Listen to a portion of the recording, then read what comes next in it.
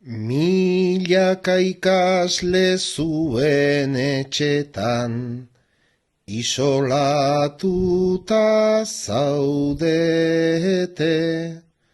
baina euskara ez da gustuko, naiz eta gelak ez bete.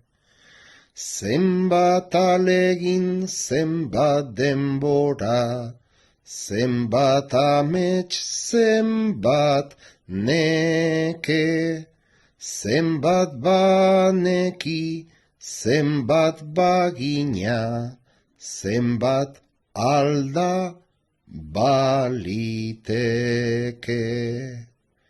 Beste baldintza basartu zaigu, ez muga eta ez epe, isolamendu oro hizkuntzen azkena izan daiteke.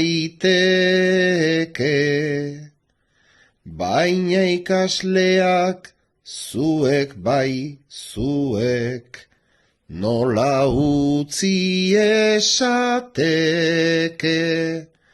etxipenaren birusarentzat antidotoa